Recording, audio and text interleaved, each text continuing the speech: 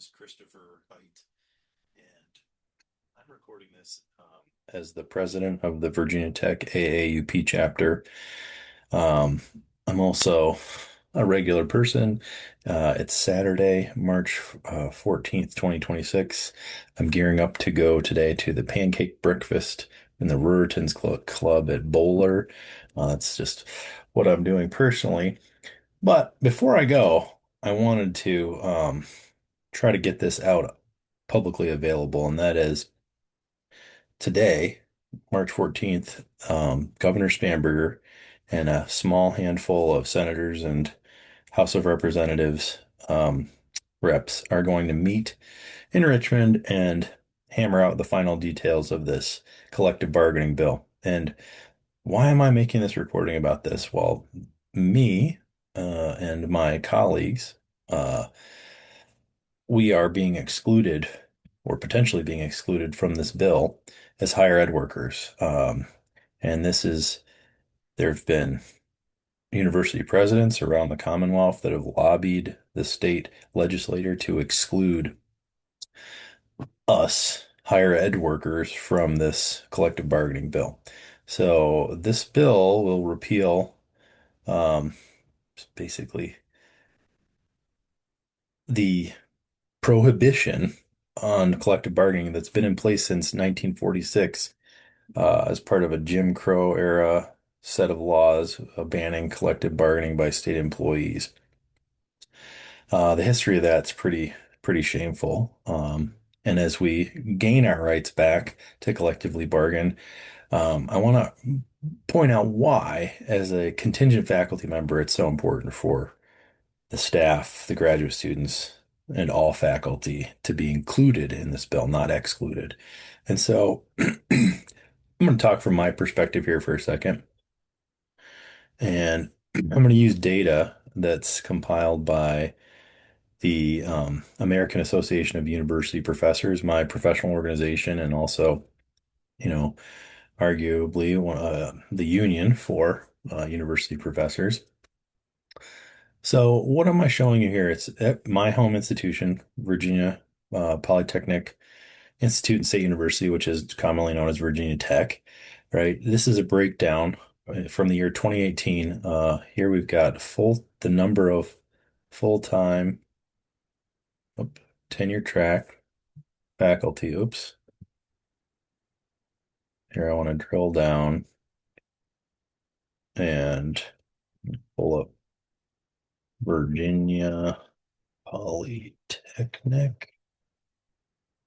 Search. Polytechnic and State University should now pull up just our stats. Okay. So again, this is for the year 2024 now. I wanted to start in 2018 um, because this kind of illustrates what's been going on in terms of tenured versus non-tenure track faculty hires. So you can see as I'm going back here what the trend is. But if we start in the year that I started here, I moved from Colorado, where I was a community college chemistry instructor, adjunct, making $18,500 a year, to Virginia Tech, where I was hired as a collegiate assistant professor, which I still am, 7.5 years later. Um, so in this year, the total numbers were 442 full-time non-tenure track. So that's what that means. There are 439 full-time tenure track. So these are pre-tenured.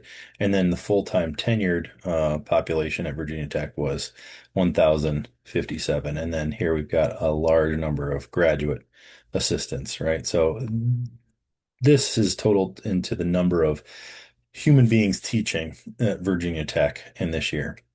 So as we zoom forward in time, I just want you to keep track of what's happening to that number of full-time non-tenure tracks. So we went from in the 400s to 550 in 2020, or in 2019, 2020 went to 558. So still substantial more. But then look what happens when we get to 2022.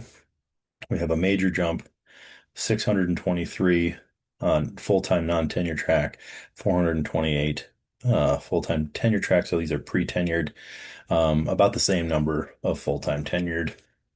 So that number is changing every year because of retirements. And then as we go through, there's 654, and then finally the most recent data available in this database, 675. So you can clearly see the trend is growing, that non-tenure track faculty members. So that's me. So that we as workers are on these contracts. Now this is much better than being an adjunct because you can renew, but you might be on a 3-year recurring contract, a 5-year recurring contract, or a 7-year recurring contract, or something like that. But because we're contract workers, we're kind of, susceptible to changes in budgetary constraints and things like that. So having the option to collectively bargain, I think it would be a good thing. And so I advocate for our inclusion in this. Um, so I'll stop sharing there. Just wanted to point that out.